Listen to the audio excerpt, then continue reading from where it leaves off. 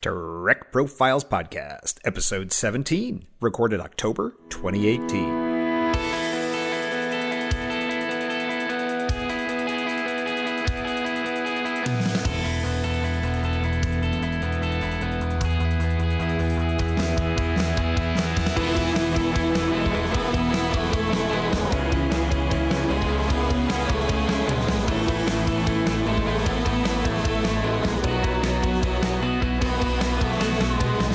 This is the Trek Profiles Podcast, where each episode we sit down with a Star Trek fan. We learn their Trek story, and we try to figure out why Star Trek matters to them, to you, and to all of us. I'm John, your intrepid host of this whole enterprise, and I welcome you to this, the Trek Profiles Podcast, Episode 17. If you wish to get in touch with us, you can reach us at feedback@trekprofiles.com or on Facebook or Twitter at TrekProfiles. If you wish to leave us a voicemail, you may do that by sending us a voice message using the Tricorder Transmissions website, or leave a message at our automated line at 609-512-LLAP. That's 609-512-5527. Warning! As we record this, we are in the middle of the short Trek series, so all previous Trek content up to and including that point is fair game and may be discussed on this episode. You have been warned, human. With me, as always, is the incredibly fabulous, always friendly, generally felicitous M5 Multitronic Unit. M5 available. Let's have the messages and news, M5. Announcements displayed. The Trek Profiles Podcast is a proud member of the Tricorder Transmissions Network. If you haven't checked out our other shows on the network, please visit the Tricorder Transmissions website at www.thetricordertransmissions.com and check out the wonderful content posted there by the other shows. There is so much great Trek content there. You're going to find something you like, I guarantee it. And if you do find something you like, either in this show or elsewhere on the network, please consider supporting us on Patreon. Support at any level gets you access to extended and early releases, uncut episodes, and admittance to our Patreon hangouts, which are always a zany and crazy time. I'm usually on those Patreon hangouts, and I'd love to see you there. And if you are listening to us on Spotify, iTunes, Stitcher, or any other platform, we would be so grateful for your likes, your shares, your 5-star reviews, or your recommendations. These things help other Star Trek fans find our shows, and we appreciate them so very much. Show notes are posted over at TrekProfiles.com, where I've been posting somewhat detailed show notes and extra info for each episode, so check that out if you haven't. Kobayashi Maru time. Let's review the questions from episode 15 with John Champion. Question 1. You graduated at the bottom of your class from Starfleet Academy. Such a shame. Only 2 jobs are left to pick from when it's your turn. Tribble Wrangler or Holodeck Cleanup Crew. John said Tribble Wrangler, and all of you did as well by 75 to 25%. There was a bit of a debate online about if everything in the holodeck actually gets cleaned up or not when they turn the system off. Yikes. Question 2. What's your Klingon weapon, the Batleth or the Mek'leth? John said the Batleth, and the Twitter tweeps agreed by 67 to 33%. Question 3. Time for a traditional Bajoran meal. Will it be Hasperat souffle, very warm, or groat cakes with the optional squill syrup? John said Hasperat, but all of you preferred the traditional Bajoran breakfast of groat cakes with the syrup. Lita, we can only assume, is pleased. Question 4. Let's have a relaxing game. Will it be 3D chess versus the Cytherian-enhanced Reg Barkley or Stratagema against a Zakdorn master strategist Kol Rami? John said Barkley, and all of you did as well by 61 to 39%. And finally, the M5 outdid himself on this last Kobayashi Maru question. Just for John Champion, bonk bonk on the head or you see Timmy. My guest said, you see Timmy, but all of you are apparently much more violent and wanted the bonk bonk on the head by a crushing 78 to 22%. Be sure to follow me on Twitter, and you can have your say on these polls too after each episode. All right, enough of that. Let's get this interview running. Hit it, M5. M5 acknowledges.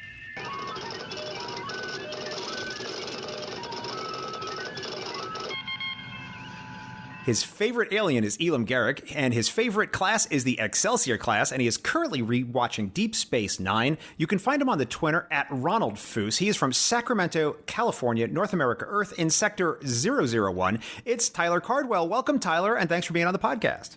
Thank you for having me. Tyler, are you a Star Trek fan? Yes, I am. How long have you been a Star Trek fan? Really, as far back as I can remember, one of my first memories is watching the original series reruns with my dad and just kind of really getting into, the fun of Star Trek. When was that about? Oh, man. I mean, it had to be like early 90s. How old were you? I think I was about 6 or 7, just watching reruns on TV. And then TNG came out, so did you start watching it right away when it was in first broadcast? I don't think we ever watched it when it was first broadcast. I have to look up to see what days it came out because, back in the olden days, you had to be there to watch the show or, hook up your VCR to tape them. But I do remember having my parents and all of us go over to my aunt and uncle's house to watch the final episode of The Next Generation. So I remember that happening, and I do remember watching a lot of Deep Space Nine, catching those episodes as they came out when they first aired, kind of in that second half of Deep Space Nine season. Oh, nice. You want to hear my Star Trek confession? Yes. I actually didn't watch All Good Things until about 9 months or about a year ago. Oh, wow. I was somewhere in my life where I wasn't able to watch it. I wasn't around a TV when it originally came on, and for just some bizarre reason, I missed it. And then when streaming came out and all that, and I got the DVDs, I just kind of held off until I completed my complete TNG rewatch. So I did a whole rewatch before I watched it. Nice. So it gave you a lot of the context. Yeah, it was my little Star Trek confession. But enough about me. Let's talk about you. Sure. So then you watched Deep Space Nine in original broadcast, and of course Voyager was then happening too. Did you catch that one? That one was more sporadic. Growing up, we went to church on Wednesday nights, and at least for us, it would air on Wednesday nights. So unless we stayed home sick or just, some fluke of something happening, I didn't catch a lot of them. I feel like I did see some of them, like some of the major, the season premieres and season enders. But most of the episodes I never caught until rewatching or reruns. And then came Enterprise. Yeah, and that came out in the time where we had a DVR, so we could set the DVR and then record it. And I've seen every episode of Enterprise probably 2 or 3 times. So as we sit here and record this in, is it fall yet? Or maybe late summer, I guess, 2018. Have you seen it all? Have you caught up? Or is there still some stuff you're missing? I might be missing a couple episodes of Voyager, but I'm pretty sure I've seen TOS, I've seen the animated series, I've seen all the films. I've seen all of Next Gen a few times, DS9 a couple times, Enterprise a few times, and Discovery twice. Did you catch the short treks? I caught the first one. So I think is that the only one that's out yet when we're at this point? Yes, that's the only one that's out right now as we record this today. What'd you think of it? I thought it was interesting. It's a fun little kind of side story. I like when a show does something that they don't normally do. So with Discovery, it's very, here's the Klingons, and we need to deal with all these issues that Discovery tackles. And then whenever they do they step off to the side and go, okay, here's what Tilly's doing. Those are always really interesting. The one I have extensive thoughts on short treks, which would probably take longer to talk about than the episode actually was in duration. But the one thing I'll say is that the comedic genius of Mary Wiseman cannot be denied. Yeah, she made that one. So do you go back and rewatch old episodes, or are you pretty well set with how you've consumed all your Star Trek? I mean, I feel like my whole life is one big rewatch of all of Trek. I think about 5 or 6 years ago, I started rewatching the original series, and then I started watching, when that finished, I did the animated series, watched a couple of the movies, got into the Next Generation, and this is just over this, kind of a casual, decade-long rewatch of Trek, I guess I'm kind of doing, because I kind of have to fit it in between real life things. Are you watching them in order, or are you kind of skipping around and picking your favorites? I'm trying to do in order. If there's one episode that I know that I've seen several times and I just know the back of my hand and I just not interested in seeing it again, I'll skip one, but it's kind of on a case-by-case basis. But in general, trying to go in order. So I believe you mentioned in one of your emails to me that you're a parent. If I may inquire, how old are your kids? 7 and 5. So are you watching Star Trek with them? I'm trying. See, the goal is to I'll introduce my kids to Star Trek like my dad introduced me, and I don't know they've caught a few things and been interested in a couple of episodes, but it's not like they're glued to the TV. They have a lot of distractions, and they want to play video games and play on their tablets and kind of play with their own stuff. So I'm working on it. I'm hopefully, the more I have it on in the background, the more it might latch on to them. I feel you on that one, Tyler. I mean, my kid will watch a Jedi lightsaber duel like Darth Maul in, what was that one? The Phantom Menace. He will just sit there and watch that lightsaber duel on repeat like 17 times in a row. And, you put on Star Trek and it's basically a bunch of dudes standing around talking. And it just doesn't have the same allure for a certain age group, Yeah, definitely. But I'm sure at some point it's, something will catch their eye and make them start asking questions like, oh, what's that guy? What's his deal? And then you that gets the foot in the door and be able to introduce the rest to it. Do you watch it on streaming or do you use discs? I wish I had the discs. It's just so expensive, and everything is on Netflix now. So I've been streaming. Cool. You a collector? It's another thing I wish I was. I just don't have space, and I don't have budget. School tuitions and all kinds of real life stuff always gets in the way of a lot of those fun things. But I'd love to have like a whole wall of starship models, and that painting that Picard has in his ready room. I'd love to have that on a wall somewhere. But I just of the ship. Yeah, the Enterprise. I'd love to have something like that, but I just don't. I don't have space for it. I think it's something that surprises people who know me, and they come over to my house and they know that I'm a serious Trek nerd, and they're like expecting some kind of Trek shrine or something, and there really isn't. I mean, the amount of Trek stuff that I have is so incredibly small. It's like not even worth talking about. At work, I have one little Eagle Moss Enterprise, like the little tiny like Matchbox size ones, and that's it. That's the sum total of stuff I have at work is one little thing. And then at home, I don't have there's nothing. I have just a few little things and, stuff basically I kept from conventions, which basically fits in a one small box that's like under a bed. And that's it. I have a couple of toys that I had when I was a kid that I still have, but, they're my kids. I know my kids will play with them and like break them or wear them out and stuff. So I'm like, I just want to hold on to these. I'll get you your own Star Trek stuff if you're really into it. But yeah, so I try and I have a couple of things, but that's really the extent of my collection. Well, they have the Mego sets at Target right now. Yeah, I need to get into those. Well, hey, they're great gifts for the kids. You ever been to a Star Trek convention? No, I haven't. I haven't really done any conventions. I'm also a big Star Wars fan, and I've just never. I don't know. It feels really overwhelming as a newcomer to kind of go into that of just like, I don't, it's a big commitment of time and money, and I know that I'll have fun, but in the back of my mind, I'm just like, is it going to be worth all the time and the commitment? So I haven't gone yet, but maybe if I can get a group of friends or something together and make a big deal about it, maybe one day. Well, I know that Crystal, and she just went to her first Star Trek Las Vegas just this past year. So, and she enthusiastically endorsed it, I would say. Yeah, I heard she ranted about it. So maybe next year.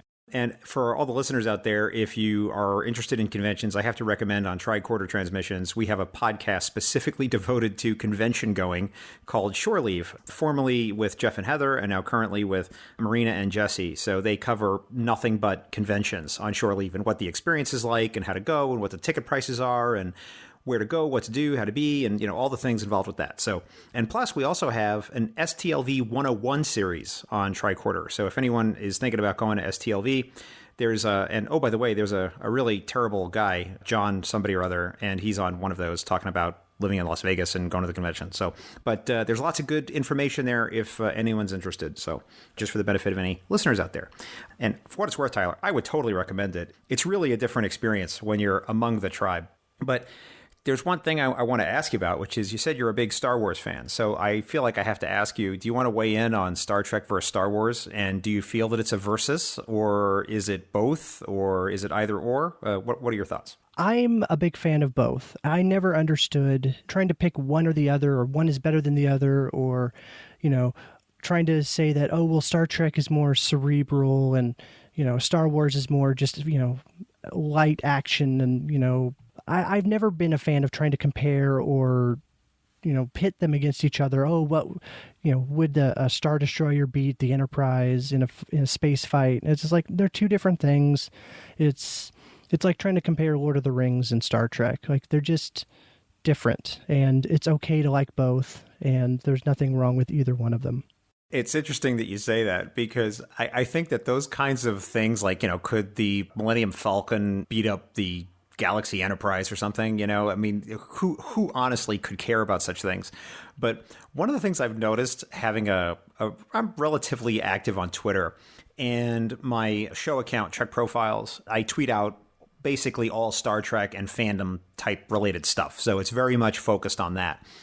And when I look at the tweets that seem to get for whatever reason, the most retweeted, it's when I'm talking about things like the size of the bridge on the Voyager, or things like, where is the Bajoran earring on this particular character in an episode? And like, people really love the minutia of some of this stuff I found, which, it's great, but I feel like it's just something that it's a little bit of harmless fun that people like to engage in, but they really like to engage in it. It's really interesting to me. I'll sit there and I'll really try to put together a tweet about, some really deep and philosophical issue, and like, 3 people say something, and then I'll put something out there about Bajoran earrings, and 3,000 likes and shares. It's amazing. Yeah, and it's always really interesting if you think about the writer's room where a lot of that data comes from, and they're just like, oh yeah, we just needed it to serve this little story thing, and they didn't put as much anywhere near the thought that the fans tend to put into things. And I always think that's really funny.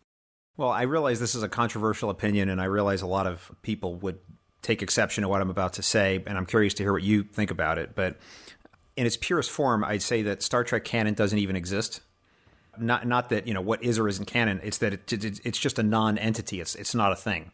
There's not some holy book somewhere with all the revealed truths about Star Trek in it that actually has any weight, because the people who are making Star Trek, and I'm not talking about Discovery, I'm talking about all the people who have ever made Star Trek, never felt particularly bound to anything that came before. Yeah, and that's something I think I've because I used to be very much like, oh, Enterprise isn't bad because it actually does tie things together, and like I always felt like I was defending Enterprise because people complained about it. And I was like, no, it makes sense. They never, the Ferengi in that episode, it makes sense because they never actually say that they're Ferengi. And that way it's okay when way off in the future, the Ferengi reveal themselves and everyone's surprised. Like, it works. Or the Romulans. And I think those still work. But recently I've come to kind of accept that, it's just a TV show. It's just a set of movies. It's okay that not everything connects perfectly. I think a Discovery has really helped push that for me, because like, I want everything to connect perfectly and interlock and be this one seamless thing, but it's really not. And it's okay that the Discovery has a lot more blinking lights than the TOS Enterprise, or they have that hologram technology that we've never seen before in the future, but it's on Discovery and it's commonplace. It's okay. It's just a show, and that's not the part you're supposed to be focusing on. Well, I'd challenge you on that there, Tyler, because there's a particular DS9 episode, I don't remember which one it is, but they install a holo communicator on the Defiant, and Cisco is like really excited about it. And it's like, hey, have we tried the holo communicator? Wow, holo communicators, this is amazing, And then, of course, we go to Discovery, which takes place like 150, 200 years allegedly before that, and like everybody's using holo communicators, right? Right. And yeah, that's one of the things, that holo communicator is the thing that I've really had to grapple with in my head. And I'm at the point where it's okay. I'm just going to let it go. Maybe if you really want to think about it, because Discovery has a lot of Section 31 connections, maybe it's a Section 31 technology that then they installed it on Discovery and it's not as commonplace. And then just Section 31 like classified it again and took it away. They had it on the Shenzhou. Yeah. Okay. That's true. Okay. So that blows that theory out of the water. All right, the Admiral Anderson was talking to Captain Giorgio on it. Yeah, that's true. Okay, I was wrong. Yeah, it's just something you have to deal with, fans. Like, I think it's it's cool that we have it on Discovery as a thing, and I wish we saw it in other places, but it's just a show. You just got to deal with it. Yeah, and if you try to actually answer these questions, you're going to get yourself in just mental gymnastics that are just not worth it. I mean, I was talking to someone again on Twitter, and one of the questions was, when was first contact between humans and aliens? And we're going to talk about this a little bit later on because it ties in one episode that the M5 has selected for us. But just, everyone might say, oh, well, when the Vulcans landed and, Zephram Cochrane, right? Which, by the way, is not the actual Zephram Cochrane that we saw in TOS. It was a different guy. Yep. Yeah, right.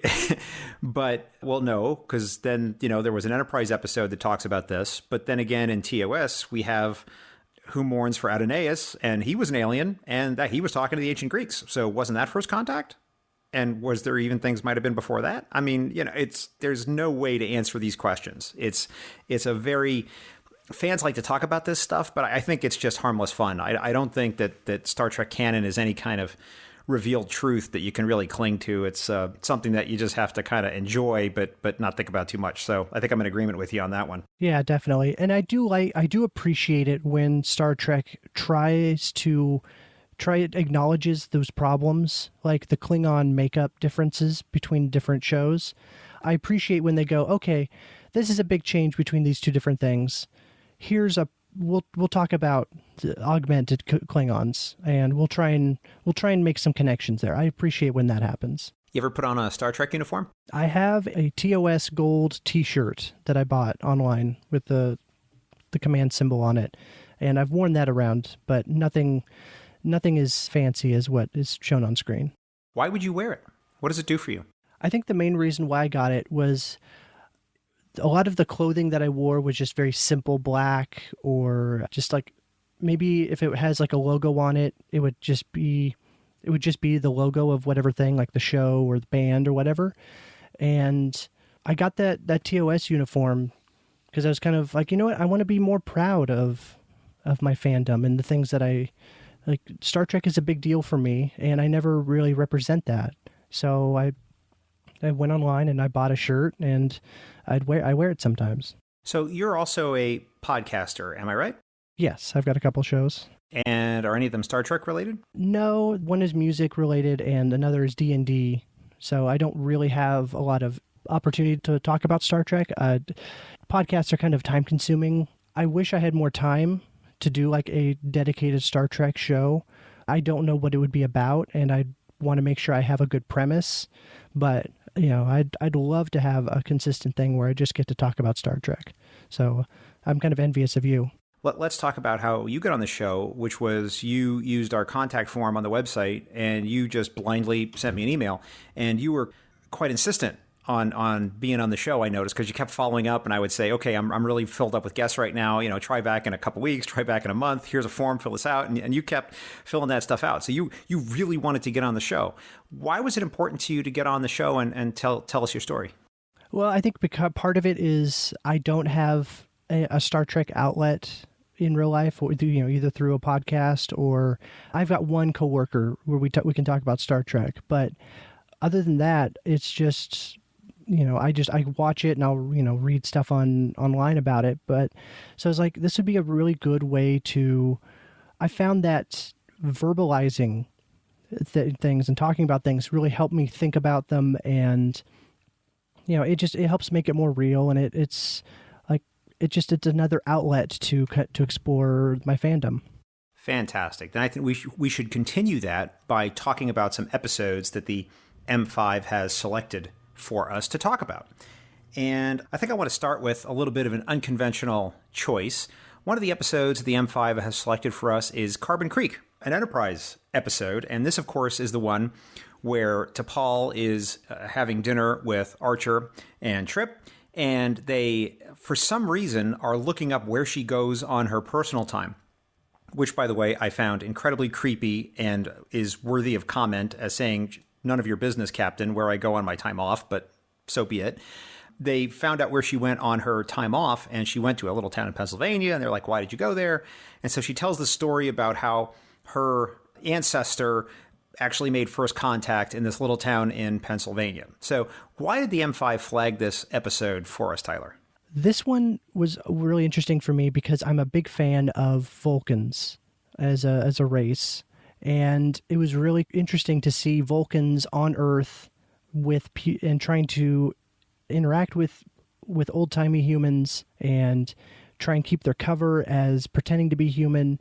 And there's just a lot of really cool little nods and scenes, and it was really interesting just to see how Vulcans interact with the humans of the 1950s. Yeah, late 1950s. I think it would have been around 57, 58, somewhere in that ballpark. Yeah, so it was really interesting. And then like having T'Pol's ancestor introduce Velcro to Earth was really interesting. It was just kind of a cool little episode and character study. One of my favorite little trivias from this particular episode is that one of the Vulcans is named Mistral, and Mistral is actually the name of the guy who actually did invent Velcro. So it's a nice little in-joke there. Nice. Did you buy it? I mean, did it seem like something that could have actually have happened, in universe to you, or did it seem a little bit outlandish, or were you willing to give it the benefit of the doubt, or I don't know, how'd you feel about the whole idea of it? I thought it was a really cool idea. We get to see more of Vulcans and having them just wrestle with. I always find it interesting, is in Enterprise especially, where Vulcans have to deal with humans and how humans are illogical and just they're perplexing to Vulcans. And so just having the three of them stuck on Earth and just having to blend in and act like humans is just really interesting. I have to admit, I found it so endearing, the little bit at the end where Tamir, I think her name is. Yes. And she's on the train, wearing that like 1950s dress, and she's got the little sweater on, she's got her little bag, and it's just like, it's so endearing. And I don't know what it was about that scene, but I just loved it so much. And it was just so well done and so well filmed. And I had totally forgotten, or maybe I had never actually originally seen the episode, original broadcast, I'm not sure. But when she comes out with the little bag, I remembered looking at the little bag, going, oh my God, that's so cute. She's got a little purse. And then, of course, we see it at the end, which is we see T'Pol actually having the purse. Mm-hmm. One of the conceits, I think, that was built into the episode, which then they kind of blew up right at the end, was T'Pol actually refuses to say whether or not the event actually happened at the end of the dinner. She's like, well, you told me to tell you a story, so I told you a story, right? And that sort of hints like, well, this may not have happened. Right. But then she goes and pulls out the purse, so we know it did. I almost felt like, in a way, I wonder if the episode would have been better if they would have left it more nebulous, as opposed to giving us certainty about it. I don't know. What do you think? I kind of like that that we get to see as the audience that it probably did happen. But I like leaving it open to Trip and Archer, where they just don't know, they're left with the question. But one thing that I always think about is T'Pol didn't know she was going to tell this story whenever the last time she boarded the Enterprise from Earth or Vulcan. So she's had this purse on the ship for a while. And so that means that this purse is something that is probably sentimental to her. And Vulcans aren't supposed to be sentimental. So, like, why does she have this purse on the Enterprise when, it's just a purse, it's just an object. It shouldn't mean anything to her. It's something that her ancestor had years ago. But why is this important enough to her that she brought it on the Enterprise to be close to her? It's just, that's the part that I always really I think about. I think that the Vulcans do have a strong sense of, I don't want to say ancestor worship, but I guess I would say ancestor reverence, which I think is very clear in some of the episodes and in some of the movies in particular. I think it certainly could be part of that. I don't know if I would call it sentimental, although, perhaps that might be a human characterization for a Vulcan sensibility. But I do think there is something there that Vulcans really do have a sense of ancestry. And I mean, even going back to Amok Time, there was all this talk about Spock's family and, how his family had gone back for all these generations. And it was, he was kind of a big deal, even though a lot of the other people on the ship didn't know that. But I could see that. I was okay with that. Now, because when you're watching the episode, you don't know that she has the bag, right? But first you see the little scene with her ancestor walking around, and I was just like, this is so cute. And then she pulls out the purse. But I can easily make headcanon out of that one. It didn't bother me too much, but I liked it. Yeah. And I do think that I think one of the things that Enterprise does is show that Vulcans do have emotions. They're just buried deep down, that they don't want to acknowledge it. It's one of the flaws that Vulcans have, or may have, that Enterprise presents with it to us. And so I that's one thing I do like about Enterprise, is that you do see that the Vulcans claim to be, oh, we're devoid of emotion. We don't have any of these flaws that humanity has, and they look down on humanity. But then you start to see some cracks through T'Pol, and like, no, maybe they do have some, there's some sentimentality and there's some emotion there that they just don't want to acknowledge. I think you've got it surrounded there, my man. It's just a story that people tell about the Vulcans, that they don't have emotions, but it's not something that is in any way ever been true. It's just that they consider it an incredible social faux pas to demonstrate or acknowledge emotion. It's not that they don't have them, it's that they don't show them or talk about them.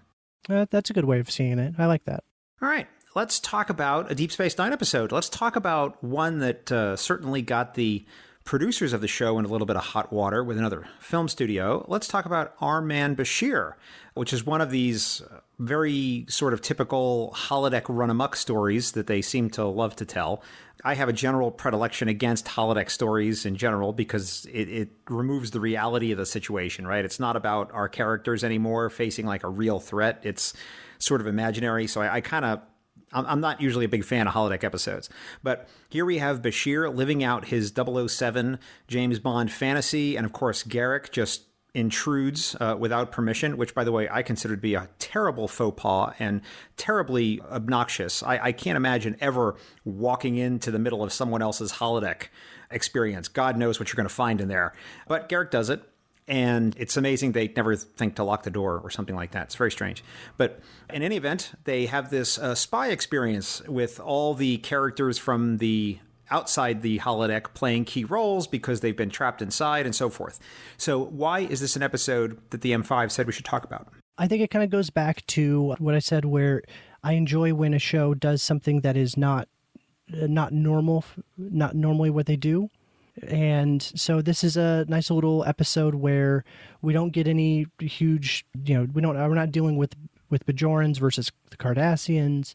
We just have this nice little episode where Bashir gets to just be Bashir and do whatever he wants to do. And apparently that is pretend to be a spy in the holodeck. And I do totally agree with you on people barging into the holodeck, and that's a consistent thing that we've seen, in Next Generation and Deep Space Nine, where it's just what changed to where we don't knock when we open doors anymore, especially in a place where it's a complete fantasy and who knows what you could be walking into in somebody else's personal time. That's crazy. I think that, and this is a diversion here, but I'm free to explore it if you want to. It seems to me that there's many dystopian elements within the Federation. In other words, we've seen things like a complete lack of privacy. They don't seem to honor or respect privacy at all in the Federation. So here's an example of people just barging into other people's holodecks, right? There's a TNG episode I recall where LaForge decides to go through another character's personal logs, and he didn't seem to need anyone's permission to do so. He just said, bring up so-and-so's personal logs. I want to review them because reasons. And there they were. And I thought, that seems to me like a horrible breach of some sort of social norm. But no one seemed to care about it. And there's a lot of this kind of stuff, like just in Carbon Creek, that T'Pol takes some personal time, which she's allowed to do. She goes and does what she wants to do. Then she comes back to work. And the captain is like, now, why did you go do this on your personal time? Like, why did you go to this place? Please tell me about it. First of all, creepy as heck, dude. Step off, right? And I can't even imagine that anyone would feel that that would be okay to do. I find it just a very weird thing that has been very consistent in Star Trek, I think, that they just don't value personal privacy at all. It's bizarre. I don't know. Maybe I'm off base here, but what's your reaction? I think I agree. It's something that it's really weird that they never acknowledge that. Nobody ever says, oh, hey, dude, back off. This is my personal time. Like, nobody ever pushes back on that. So it's weird that they've just never, it's something that happens consistently and no one ever acknowledges. As I watched this episode, I did it as part of a disciplined rewatch where I watched all of Deep Space Nine straight through, right? One episode after the other in sequence. And, obviously there were breaks. I mean, I didn't sit and do it all in one sitting, but I did a very disciplined, consistent rewatch. And one of the things I noticed in doing the rewatch is I think different elements of storytelling will emerge over time in a binge that they won't necessarily emerge if you're just watching it week after week. And an example of that is this episode, because we learn that Bashir likes to play spy. And he finds it fun, he does it for recreation, he enjoys it. And then later on in Deep Space Nine, he actually gets turned into a full-on legit spy. And he does not like that at all. And it's just a really nice sequence and a really nice little mini arc for the character, I noticed. That, he's wishing for this thing, he's interested in this thing, the thing actually happens, and he's like, oh, do not want, right? And that was just something I noticed. What do you think of his particular arc in this case, ending up in Section 31 and dealing with Sloan and all of that craziness? I do like that arc, especially when if you start the arc at him talking to Garrick and kind of pushing and prodding. It's like, oh, you're a spy, aren't you? And like them kind of doing that little dance at the beginning, and where Garrick doesn't acknowledge that he's a spy. He's, oh, I'm just a simple tailor. And then kind of going into that where he's pretending to be a spy in the holodeck, and then he gets to be a legitimate spy. And maybe it seems like it's not all it's cracked up to be, or it's not something that it's not as glamorous as the holo novels make it out to be. I like you. I really like it. Let's continue with Deep Space Nine, and let's talk about In the Pale Moonlight. Certainly a favorite that's come up on Trek Profiles before. Why did the M5 identify you with this episode? I don't know if I have anything new to say about it. It's this one episode that everybody loves, or everybody seems to love. I'm sure there's people who hate it. But it's the one where we get to see Sisko kind of start bending the rules. Why should we like an episode where our captain becomes complicit in murders? I'm being deliberately provocative here, so I just want to put that out there. No, that's good. That's a good way to phrase it. I like to think about this episode and put other captains in Sisko's position. Like if Picard was there, if Picard had to make that choice, I don't think he would do the same thing that Sisko would do. I think Picard would keep to the moral position that he tends to have, and I think that maybe the Federation wouldn't exist anymore, or at least not in the same way that it ends up being at the end of Deep Space Nine. So it's kind of that question of, is it okay to let one or a few people die to save the Federation? So it's not necessarily like I like it because, oh, this is a great thing and this is such a fun episode because the captain's going to be complicit in the people's murder. It's more of this. It's a really interesting episode to think about and to it asks hard questions, and it's a good one that we as fans we can grapple with. And that's something that Trek doesn't do all the time. One of the things I often try to do is to draw parallels between Star Trek and real-life events. And I like to think, if this was happening in the real world, how would this be, right? What would we say about this? If this was happening like in 2018 United States or 1995 United States or 1987 France, just the real world, in some context, right? I'm American, so I happen to pick the United States, but I don't mean to do that intentionally. And here's a case where we have a military officer on his own taking decisions which really should belong in civilian elected authority. But he's unilaterally doing things which I think if a military officer in any modern democracy was doing, he would be taken out and literally cashiered out of the service for. If you need a real-life example, right, and this might be before your time, Tyler, and I don't mean to put you on the spot, but back in the 80s, there was the Iran-Contra hearings, and at one point, Lieutenant Colonel Oliver North, which people can go Google, went before Congress And the Congress was, I think, out for the president at the time, President Reagan. They were trying to implicate him in something that went on in Central America. And the details of it are unimportant. But the implication that Lieutenant Colonel North made was the president never ordered me to do any of the things that I did, which were most likely suspicious. It's that I knew he wanted them done, so I did them. And he didn't ask me to do them. He didn't tell me to do them. I just took independent action and did these things because I knew it's what he would have wanted. And Congress was like, well, when did he tell you? You know, it's like he didn't tell me to do any of these things. No one told me to do these things. I did them all on my own. And this guy was pilloried for this, right? And I'm not saying whether he was right or wrong. I'm not expressing a political opinion about it. My only point is that here's a military guy who said, I took these major foreign policy decisions on my own. And people went berserk. And I think rightly so, because we don't expect military officers to be taking major foreign policy decisions upon themselves. And here we have an example that people find quite accessible and people seem to celebrate in Star Trek of someone doing just that. And I keep thinking to myself, I'm not sure that this is a really good thing. I had a very different reaction to it when I saw it. I said, this is not good. This is very bad. And this is not to be celebrated. This is to be something to be scared of. But perhaps that was my own sense of it as I watched it. I don't know. Am I off base here? What do you think? No, I think you're completely on track. But I think that I think I understand why Sisko made those choices, because I think in his mind it was the Federation. If I don't make this call, then the Federation is going to be in real danger.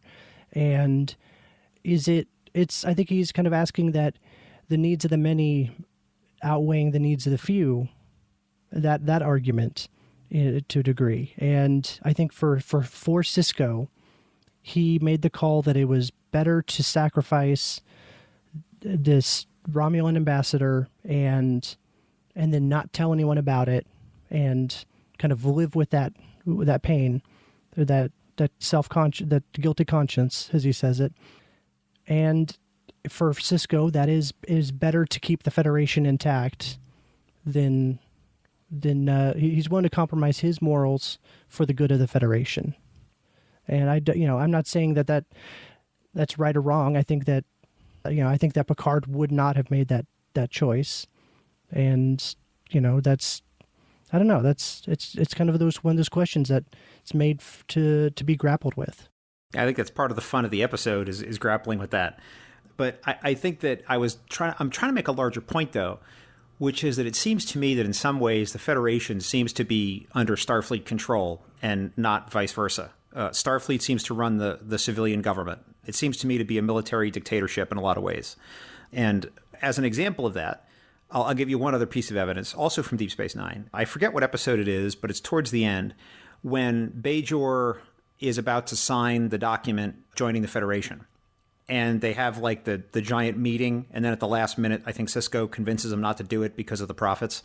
But if you look at the room, it's entirely Starfleet officers at a diplomatic event. There's not a single civilian representative of the Federation government. It's entirely the military.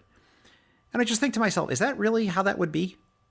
Is that really what it would be? There wouldn't be a single Federation ambassador, a single Federation government member at a signing like this. It's all Starfleet officers. And I realize I am thinking way too much about this, but this is the kind of stuff that pops into my head when I watch these episodes. I realize it's a little loony, but there you go.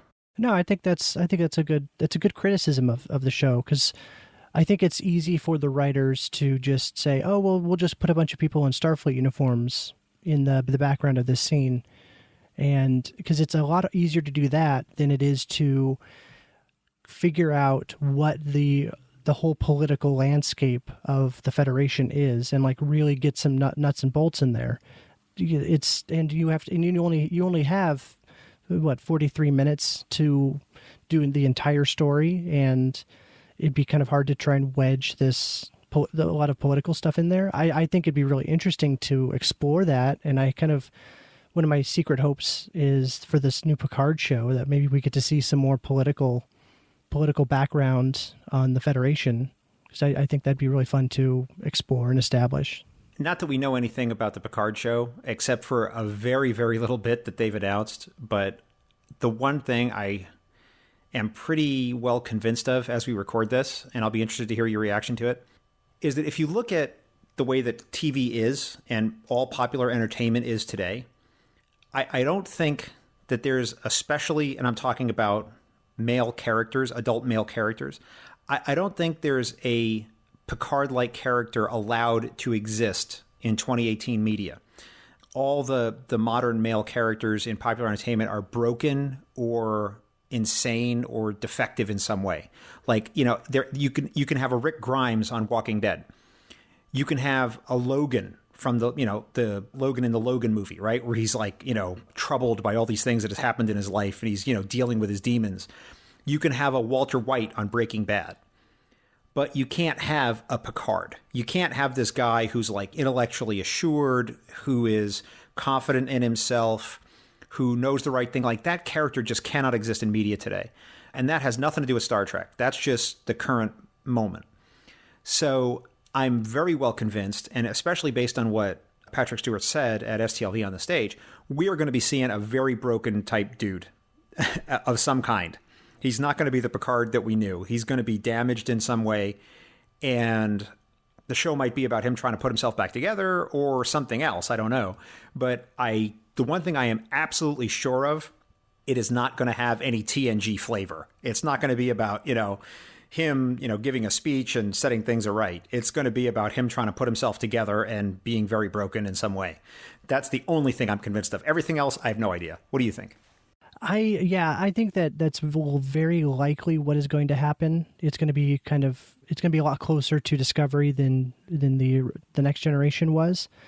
I'm kind of hoping that the writers know that, because when it was announced on stage and everybody online was just flipping out about, oh, Picard is back, like we get this guy back, and I think that they have to know that people want Picard back. They don't necessarily want, I mean, they do want Patrick Stewart back, but I think a lot of fans want to see Picard back, and Picard as this moral compass.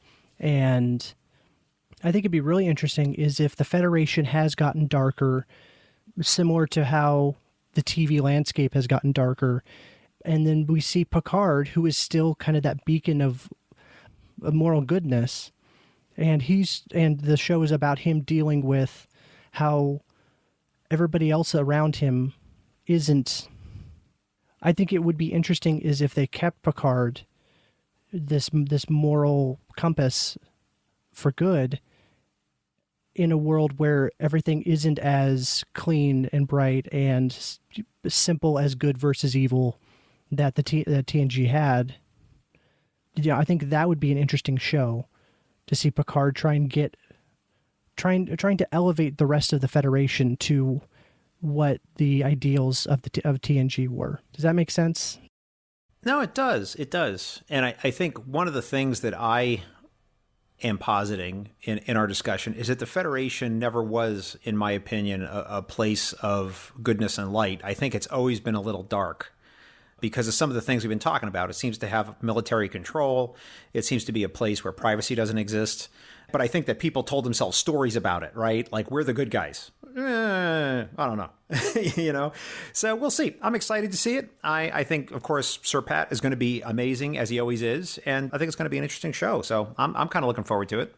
Yeah. And I do think that in the Next Generation, you know, it's like you said, everyone's, oh yeah, we're the good guys. We're really awesome. We're we're perfection. Like we're spreading this thing to the rest of the galaxy. And then that's what Deep Space Nine does a really good job of, is showing the rest of the galaxy reacting to the Federation, and that great conversation that Quark and Garrick have about root beer. And, you know, it's insidious how the Federation operates to the rest of the galaxy. You know, I'll say one thing about this. Since you mentioned Quark, he's probably, I don't want to say a character that I like. I don't want to say I like him. I think he's got a lot of problems. But I'll say that he evoked a lot of sympathy and empathy in me as I watched the show. Because the way that they treat him is really unconscionable, even though he's not a good guy. There are times when he does the right thing and gets no credit for it. And the way that they speak to him, and I'm talking about the Federation people on the ship, on the show, the way that they talk to Quark is unconscionable. And if you had just replaced Quark with a human, with Cyrano Jones, let's say, and put those same lines in there about, Quark, go do this and that and the other thing, I think we would have found it very objectionable. But because he's an alien, right, it's somehow okay. And so it struck me as a strong streak of xenophobia that was running through a lot of the Starfleet officers when how they treated Quark. And I found it really distasteful. I felt sorry for the guy. I don't know. I'm still early on in my Deep Space Nine rewatch. And Quark, there's several episodes where Quark directly puts the station in danger, or there's an episode where he invites a bunch of bad guys onto the station when it's mostly evacuated, and they try and steal Dax's symbiote. And this means death for Jadzia, and Quark was just in it for money, and in the next episode, Quark is back tending the bar like nothing ever happened. So I think there's times where Quark does really bad things, and that's never acknowledged. So I think we're both of these things happen, both your side, your perspective and my perspective, that are both really weird and they never get acknowledged. Yeah, I think I'd agree with what you're going for here. Is that it doesn't seem like they ever clearly established how they wanted to treat Quark, because they certainly rehabilitate him at some point. He doesn't stay as this, really nefarious bad guy. And then later on, they play him very differently, where he's like, oh no, I would never get involved in anything really bad. Like when his cousin Gayla tries to get him involved in gun running. And he's like, oh no, I would never do anything like that. Meanwhile, he was doing these things, as you said, right? Trying to rip a living part of some other person out, right? I mean, the guy's already quite lousy. Why wouldn't he do that? but suddenly later it's morally objectionable, right? So they certainly were not consistent in the way they treated him. I'd agree with you on that for sure. Yeah. All right. So I'm going to blow up my earlier assertion that the Federation seems to be under military control. Let's talk about an episode where we actually do get a Federation civilian authority who seems to be the civilian equivalent of a Badmiral, and that's Galactic High Commissioner Ferris in the Galileo 7. So tell me why the M5 selected this episode. And by the way, as a reminder, this, of course, is the TOS episode where the shuttlecraft Galileo crash lands on a planet and Spock's in charge and has to get them off the planet. So tell me why this episode came up on the list. So for me, this was one of those first episodes that I remember watching as a kid with my dad. And I remember watching this and really just focusing on the Spock and the shuttlecraft side of things, where they're trapped on this planet. They need to get the shuttlecraft working again so they can get back to the Enterprise and be rescued. And they know they're in a time crunch where the Enterprise has to get these supplies back to this other colony.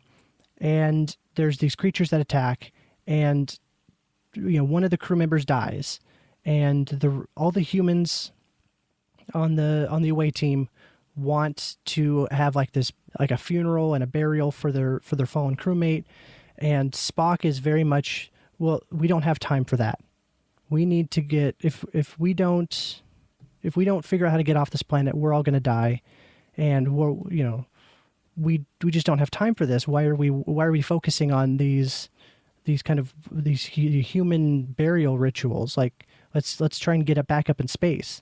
And I always just remember connecting with Spock in this situation and being like, yeah, this makes sense. Why are we worrying about all this bickering? Let's get the ship back to work and get the ship back up in space, and let's go. And my dad always thought that was funny. He was like, "Oh, but it must be because he would call me. He would say that I was half Vulcan, because I always saw the logical side of things and always agreed with Spock on most of the conundrums that he had." I think that the thing that he's missing in this is that it's one thing to be logical, but it's also another thing to have humility and to be aware of the fact that other people have different ways of living than you. And there might be the logical course of action, and there also might be the course of action that will get you the result that you want. And these things might not be the same.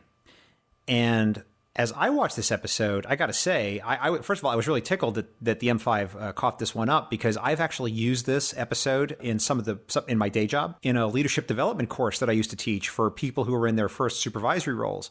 And we used it as a meditation on leadership styles. And so we would show clips of this, and then we would ask, like, or actually we wouldn't show clips. We told people to go watch it, and then they had to watch the episode before they came to class. But we would use this as an example and say, okay, at this point, what should you do if you were in charge of this group of people, right? What are the different kinds of options?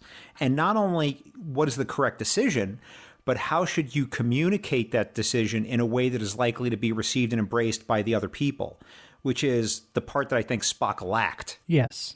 And I really enjoyed the one part, and actually I shouldn't even say enjoyed, the one part I found very stimulating was when he was talking, I think it was to McCoy, I don't remember now, where he's basically self-examining and he's thinking, I have made every decision totally correct, and I have performed the correct procedure in every single circumstance, and I don't understand why I'm not being successful.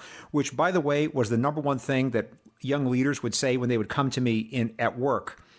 And they would say, I'm having trouble on my team because I'm making all the right decisions and I don't know why the right things aren't happening, right? I have been in the room while people are telling me this, and I'm trying to coach them and help them with it. Because that's actually what I do for a living is learning and development and organizational psychology stuff. And I really, really enjoyed that particular element of the episode because I think it speaks to something that a lot of people struggle with when they're in those kinds of roles. And I found it very human and very relevant to the human experience in day-to-day living. I just thought it was great. But I think this also, you mentioned that you saw this episode when you were quite young with your dad, right? It must have made an impression upon you. Yeah, and it was, I don't know, maybe just, I don't know if if it's a chicken or the egg kind of a thing, where if I saw this episode and I connected with Spock and I was like, oh, I want to try and, use him as a goal, as somebody to be like, or if I already had those kind of, I was just very logical in the way I thought, and then I connected with Spock because I was already that way, but it's just something happened there, and Spock has always been one of my favorite characters because of this connection that I have, and I do agree that Spock was making the right choices, but it's how he was communicating them that caused a lot of issues. Totally agree. And by the way, one of my favorite things in modern times about this episode, as we record this, is if you look at Ferris's costume, it ties directly into Discovery. So it goes back to earlier we were talking about, right? Like canon is really just a fan exercise and things we like to just imagine in our heads. But if you look at how that character is dressed in this blue sort of outfit with these silver accents all over it and have these like lines in it, it seems to me it ties directly into the Discovery blue uniform. There's a strong lineage there, and it could be unintentional, but it's something that I surely noticed. Yeah, I hadn't noticed that before. That's a really cool connection. If I'd love to ask like if that was an intentional connection or if it just happened by accident. And you know what? I have no recollection of this, but I am sure that Gersha Phillips, is that her name? Gersha? I'm sure her first name is Gersha. She's a costume designer on Discovery. I forget her last name, but we can look it up if we wanted to. But I'm sure she's been asked this somewhere at some convention or event because it just seemed, or it's already been discovered. Discovered, get it? That she talked about this. I'm sorry. I apologize. I'm sure she's already been asked about this. So someone on Twitter, find out the answer and tweet at us. Another thing that I'll say about this episode is that it is one of the episodes that I think definitely got the biggest rehabilitation in the remasters. Have you watched the remastered version of this, or did you just watch the original? I know I watched the original back in the day, and then on Netflix now, they have the remaster. So I did watch the remaster. I'm probably more familiar with the remaster at this point than I am with the original. Which, by the way, is one of the great things about the Blu-ray sets is that you get both. So you can actually compare, scene by scene, and you can sort of compare the, terrible sort of original effects versus what they have now. And, I was originally of two minds about these remasters, and I'm kind of okay with it, but I'm glad that we have the original still, which, by the way, I'm still mad that like you can't get the original Star Wars trilogy as it originally was. You can only get remasters. Yeah, I agree with you on that. I defend a lot of the things that they did in those, Star Wars remaster and they revised things, but I think that it, that original Star Wars is history, just like these original episodes of Star Trek are history. And I think Star Trek did a better job there in that situation where they here's the original, and then here's the new one. We're not taking away the original. We're just, we're playing with the remaster, and you can always go back to the original. So I agree with what you said, that, it's a crime against cinematic history, right? And I realize that's kind of written big, and, I beg everyone's indulgence for being a little extremist about it, but it's a crime against cinematic history that we can't see the film that actually made Star Wars successful, right? You can only see like a version of it that they made later. And I think that that's sad. Now, having said that, and we're diverting here, but that's okay. Let me hit you with the one defense that found purchase with me about it. And we'll see, because I think this ties into the Star Trek remasters in a way, which is that when the original Star Wars was made, obviously they had no knowledge of Blu-rays, DVDs, people watching it at home. And so when they made the effects with the eye towards the fact that this was only going to be on screen for a half a second at a time, a particular shot. And there are cases like, for instance, where they were inside a X-Wing fighter. And if you actually pause it and go in slow-mo, you'll notice that the stars were visible through the ribbing on the, the metal part of the canopy on the TIE fighter. But in the movie theater, the whole scene would have been a quarter of a second and you wouldn't have noticed it.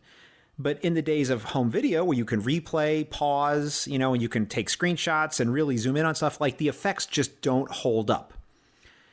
So I think I could go as far as to say, if you're going to remaster, maybe you can fix those things like that. Or something where, if you look at some of the original effects, like you could see like these weird discolorations around some of the models because it just didn't match appropriately with the background in some spots. And, maybe you can fix that digitally to make it hold up to a viewing at home on a DVD or a Blu-ray. But, to just add in whole nother things, whole new parts of the movie that weren't there. It's like, well, I get that that's okay. And I get that you can do that, but that's not the movie that made Star Wars. And I feel like in the Star Trek remasters, they much more honored the originals than Star Wars did in their remasters. And I'm not trying to make up a, Star Trek for Star Wars thing here. I'm really not. I'm just talking about, how people are approaching rehabilitating old material for the modern age. And it seems to me that the folks dealing with Star Trek did a much better job of it. I'd be curious as to your opinion, because you're in both camps. No, I agree with you 100%. I wish that there were less things in the Star Wars remasters, like the whole Han shooting first or shooting second, whatever. Changing that is a big deal, and I really don't like. I don't like that they're going back and changing those kinds of things. It's supposed to be a remaster and bringing the special effects more up to date and do exactly what you said. Okay, let's return to Deep Space Nine. Let's talk about The Way of the Warrior. So this is the one where the Klingons show up on Deep Space Nine and Worf makes his first appearance on the station as well. Tell me why the M5 said we should talk about this episode. So this is the one... This is kind of the turning point in Deep Space Nine as a series, where this is the one where Sisko grows the beard. So we get that Riker reference, where people think that, Next Generation didn't get good until Riker grew the beard. And, we get Worf. This is the really big push that the Dominion are the big bad guys for the series, that they're the adversaries that we need to be focusing on. And everybody loves Deep Space Nine because of the big war and the fact that they're moving away from the episodic nature of the show and that it's more serialized. And this is, I feel like, the really big turning point of, okay, this is the way the show's going to be.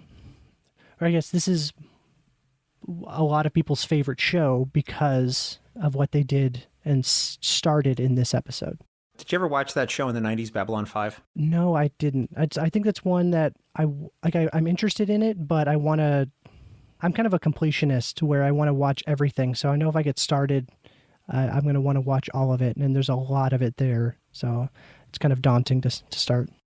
What would be interesting for you is that it is a show that promised a completely consistent and completely controlled canon. And they pretty much said right at the beginning, if there's something that doesn't make sense, or if it's because you just don't have all the information yet, and it'll make sense like 3 years later. And if something still doesn't make sense at the end of the show, it's because we made a mistake. So they really do have a very hardcore canon, because the majority of the show was written by one guy. So it really is, if you like that sort of thing, an internally consistent world that has consistent rules, they certainly do have that. And I'm a huge fan of it, and I will gladly be your Sherpa. So reach out to me on Twitter, and I'll happily guide you through it.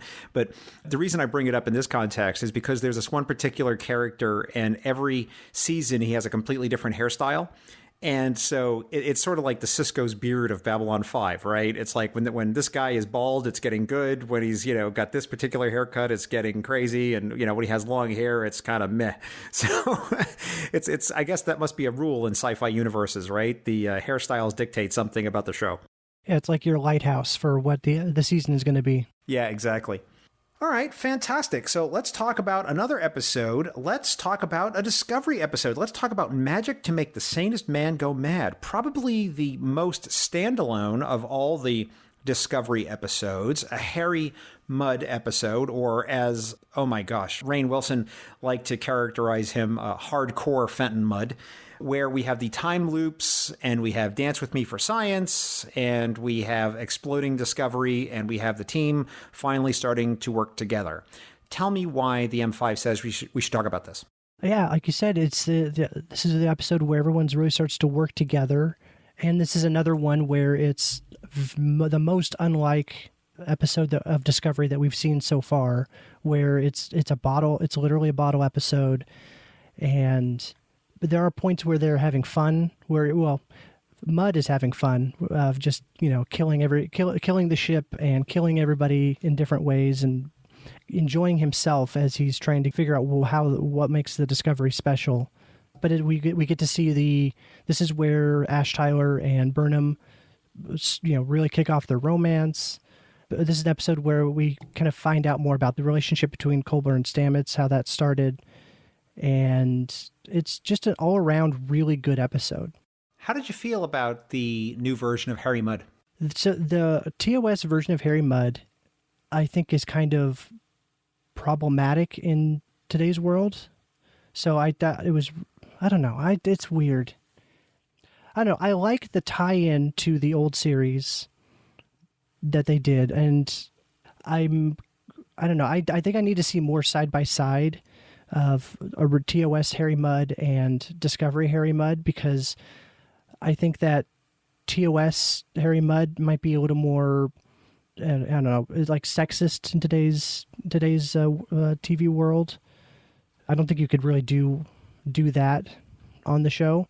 So I think they did a good thing in kind of changing and tweaking his character. Never forget that the original Harry Mudd was a straight-up 100% legit slave trader in TOS. Yeah, so he's not a good guy. He's a guy that has fun. So, I don't know, maybe that's kind of fun to watch someone having fun. How would you compare this episode against all the others of Discovery? I mean, why is this one the one that was selected out of all the other episodes? I think that this one is one that it takes a minute to breathe, where we're not... There is a big bad guy, and there's a ticking clock that the crew needs to, solve the problem. But we get to have a lot more character moments between people, and kind of figure out what makes a lot of these people tick. What makes Michael Burnham tick, and kind of forces her to address this whole thing. What is she going to do with Ash Tyler? Like, is she going to kind of keep him at arm's length, or is she going to invite him in and have a relationship? So I think that's where it really excels. I don't think they left a lot of room in Discovery, just because of the way that they wanted to shoot it and the kind of show they wanted to make, for really any space and leisure in examining the characters and having any personal moments. And it's my hope that with these short treks, we're going to get a little more of that. And it's my hope that in season 2, we get a little bit more of that. Because when you look back at, I think, all of the original Star Treks, all of them, Enterprise, Voyager, it doesn't matter, they gave themselves the space to try to experiment a little and to divert and to do these sort of interesting episodes where we really got to learn about some things. I mean, the whole purpose of Galileo 7 was what would happen if Spock was in charge for a while. Yeah. Right? And that Galileo 7 was the episode, right? Just for an aside, let's talk about Devil in the Dark, right?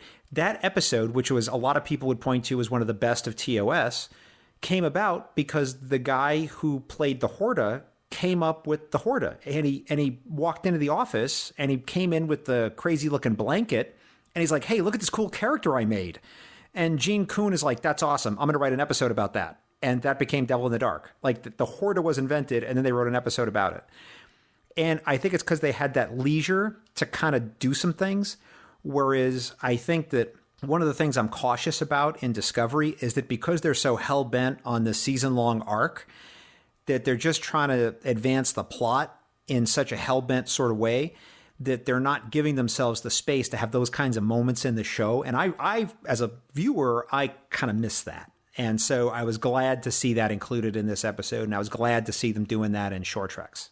How about you? I agree 100%. I do like, in general, doing long arcs where they can tell a nice big story, but I do agree that with Discovery specifically, there's not a lot of exploring what the characters are thinking and what the characters are like, or at least not as much as I'd like to see. Because I'd love to see more about Burnham and what this duality of Vulcan life versus her human genetics versus her Vulcan upbringing, and what life on the Discovery means for that, where now she's surrounded by humans and I don't think there's any other Vulcans on Discovery. So she's kind of this, she's now in the real world. What does this mean for her? And does she kind of give up on some of those Vulcan tendencies, or that's the kind of the thing I want to see more of. And hopefully we can see that more in season 2. Given that we've been talking about the fact that sometimes they can allow themselves to experiment, let's talk about an episode that I think is the paragon of that, Trials and Tribulations, where Deep Space Nine crossovers with the much beloved David Gerald written episode of TOS, The Trouble with Tribbles. So this is, I think, a perfect example of the kind of thing that you can only get if you allow yourself a little bit of space to experiment and to do sort of these what if sort of things, right? Like, what if the crew of Deep Space Nine went back to a TOS episode, right? We aren't going to get anything like this in Discovery, I don't think. All right, it could be wrong, but I just don't see them doing that sort of thing in the new show. But I really enjoyed it, and the M5 flagged it as an episode for us to talk about. So tell me why you think this is a particularly good or meaningful episode of Star Trek. For me, I think this is more on like the technical achievement side of things, of not necessarily, I think it's just more of a fun episode where we get to go back in time and mess around with the TOS crew with our new characters. But just the fact that they were able to have this time travel episode and digitally insert our new characters into old scenes, and nothing really breaks the canon if you want to really analyze canon, but they just get to have fun, and we get to see, Dax crushing on Spock, and we get to see Cisco kind of, get to meet one of his idols and talk to Kirk, and it's just a really fun episode that I'm like you said, I don't know if we'll be able to get stuff like this again in Discovery. I highly recommend to any listeners out there that it really is worth your time to watch both the episodes back to back. Go watch the TOS episode and then watch the DS9 episode right after, and just watch them as one experience. And I think it brings a whole lot more of an appreciation to it. And I'd agree with you that as a technical achievement, it's unbelievable that we're able to do these things nowadays. Another example of this that comes to mind is, did you ever happen to see the Star Trek Continues series with Vic Mignogna and the rest of the crowd? No, I don't think I have. So if you're not familiar, right, they actually tried to create a series of episodes that completed the 5-year mission of TOS. Okay. That takes it from the episode Turnabout Intruder right up to when the Enterprise returns to Earth at the end of the 5-year mission. And why does Kirk stop being an admiral? Stop being a captain and become an admiral? Why did everyone leave the ship? Why did the Enterprise require such a massive refit that it turned it into the TMP Enterprise that we saw? Why did that happen? And so it's really a continuation that tries to explain that and fill in the gaps. And I would heartily recommend it to all of our listeners, the 5 or 10 of you that are out there. Please go check it out. It is absolutely incredible. But besides the fact that it was incredibly well done and incredibly well acted, as a technical achievement, it's stunning. Because when they produced the show, they actually tried to use all the lights and lenses and technology from the late 60s.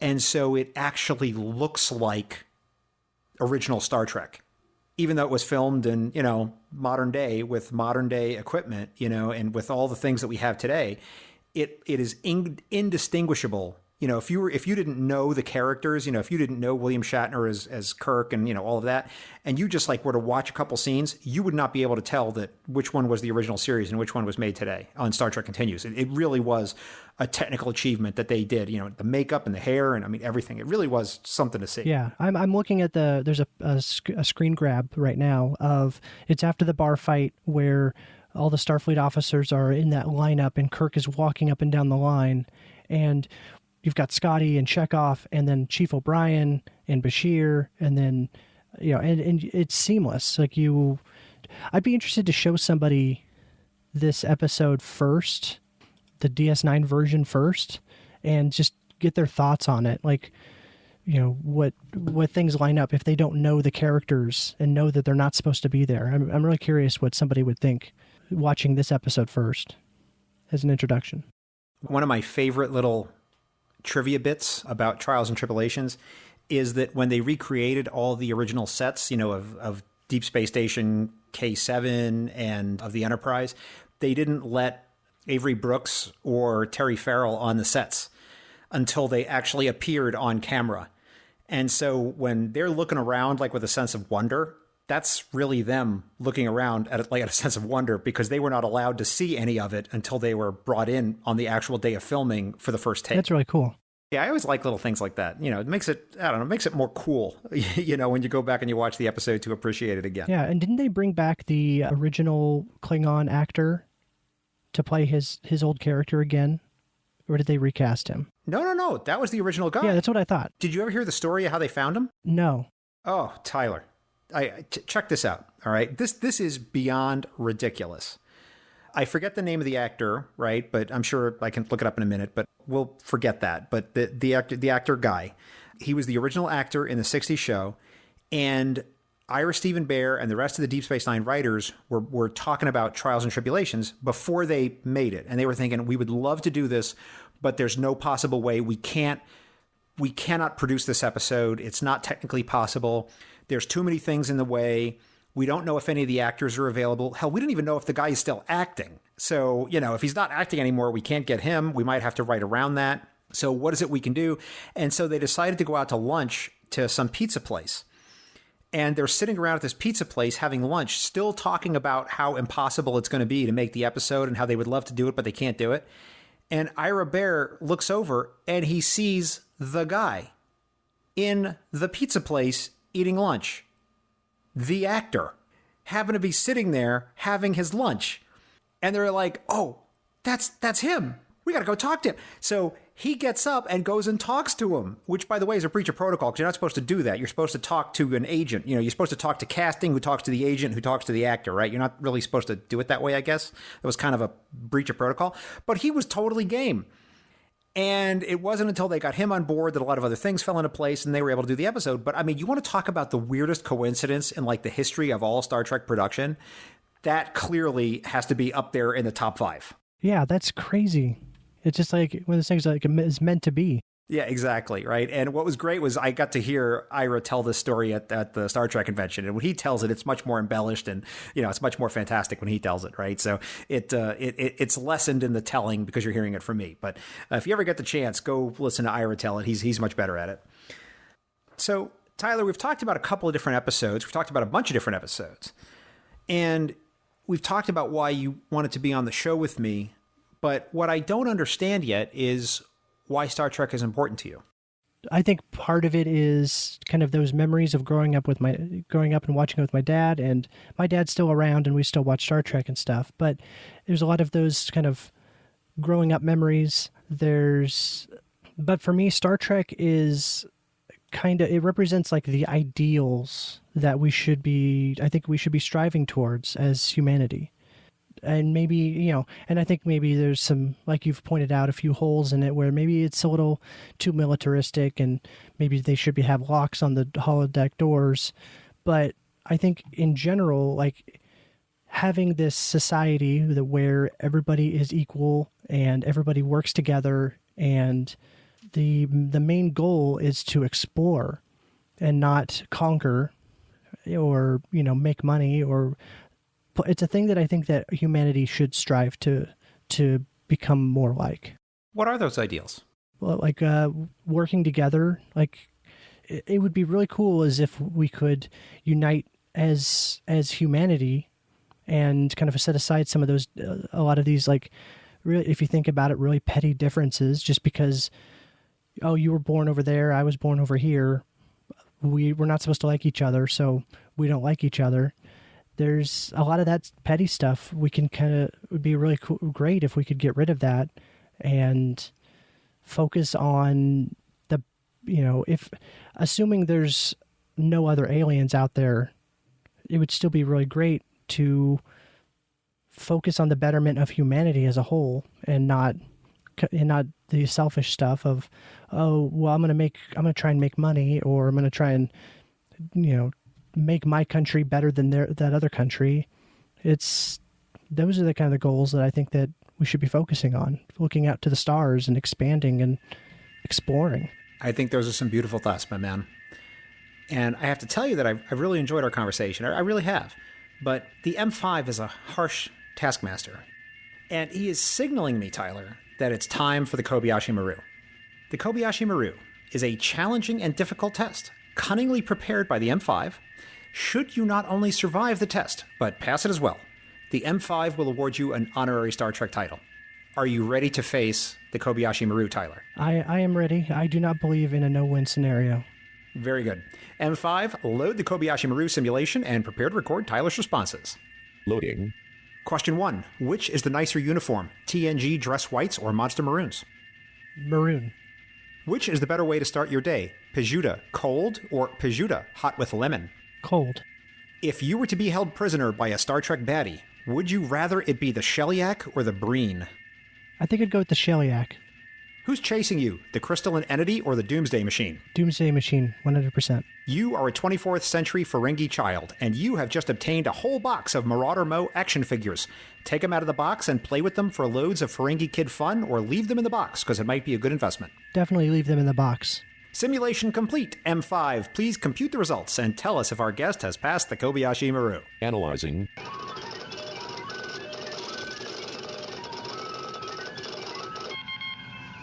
Tyler, I am pleased to tell you that the M5 has calculated that you have passed the Kobayashi Maru simulation. Congratulations, my man. Thank you. I am surprised you picked the Shellyak. They seem to me to be incredibly detailed and very confusing and difficult people to deal with. Well, I like a good challenge. Fair enough. Fair enough.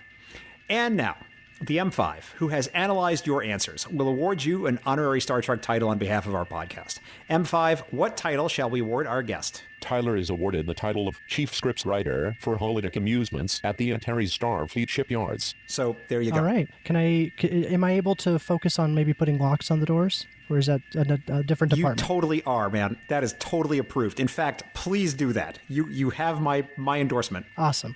Tyler, please tell people how they can get in touch with you.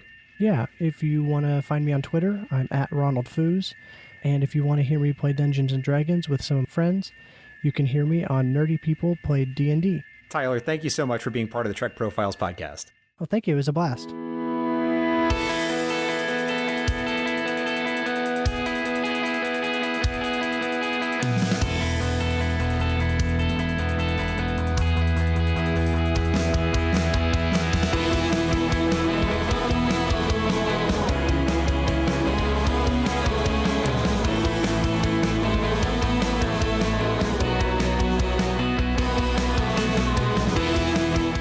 ends this installment of the Trek Profiles podcast. And before we offer a Trek quote to close this episode, I'd like to remind you that you may send us your kind-hearted feedback, your grilling tips for a nice denobulin sausage, or a rocking Trek filk song celebrating the joys of a green shake extra green to feedback@trekprofiles.com or on Facebook or Twitter at Trek Profiles. Anything you send us may be used in the show or may be cast into the mirror universe for the glory of the Empire. This week, I leave you with a quote from Trip Tucker, who in the episode Carbon Creek said, quote, "Two Vulcans stroll into a bar, hustle a few games of pool, and walk out with an armload of TV dinners. Sounds like an old episode of The Twilight Zone," unquote. Thanks for listening, and live long and prosper.